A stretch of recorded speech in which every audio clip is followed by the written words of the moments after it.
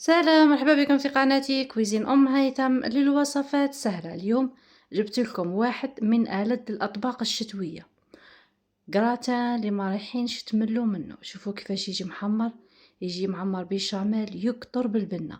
هذا غير جراتان تاع الكرنب اللي مستحيل يفيقوا باللي راهو كرنب، اللي ما يبغيهش رايح ياكله بلا ما يحس، بنة وبلا تعب.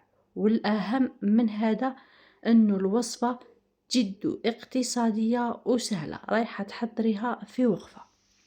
أول حاجة خاصنا حبة تاع كرنب تكون صغيرة، نقسمها على زوج، نستعملو غير النص تاعها فقط. غسلته وراني هنا نقلع عليه في العروق اللي يجو هنايا في وسط الورقة. هنايا نقلع على قاع العروق باش كي يطيب الكرنب نتاعنا هذاك العرق ما يبقاش يغزغز في الماكله به ما يديرونجيناش.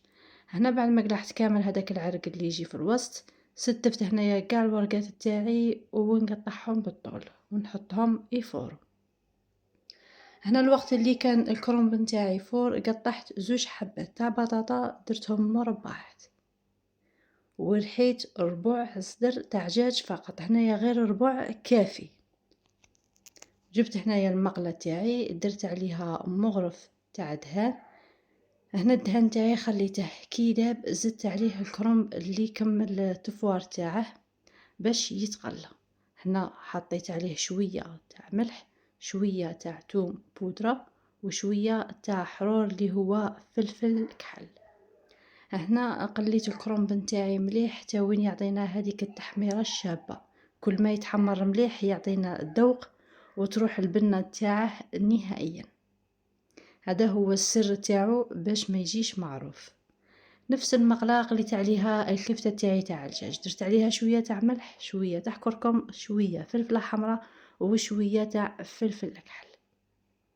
هنايا في كاسرونه خدمت البيشاميل تاعي، درت مغرف صغيره تاع دهان، مغرف صغيره تاع فرينه، وخليتهم خليت الدهان يذوب مليح معها وديك الفرينه تتقلى مليح في الدهان تو ندير دوك الرغاوي وينقصولها. زدت عليها كاس واحد فقط تاع حليب، هنايا كافي، ما تكتروش الحليب باش يجيكم نيشان مع الوصفه تاعكم. زدت عليه شويه تاع ملح، شويه تاع حرور، والفرماج اللي يكون عندكم. انا هنا درت فرماج رابي. هنا بيشاميل تكونوا تخدموا فيها ما تقلوهاش بزاف. درت هنايا البطاطا والكفته تاعي مع الكرنب، خلطتهم مليح هنايا تيدخلوا كاع في بعضهم. جبت البلا تاعي اللي يدخل الفور ودرت عليه البيشاميل، مشيتها كامل على البلا، وزدت عليه شويه تاع فرماج رابي. ستف عليه كاع الخليط تاعي هنايا مليح. هنا الخليط جا نيشان مع البلا، ما بقاليش منه شويه ولا جا كامل قد.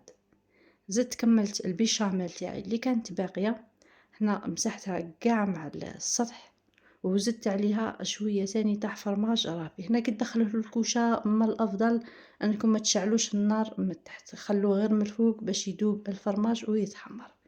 هنا كانت النتيجه تاع الكرومب نتاعنا، جا ما شاء الله يشهي.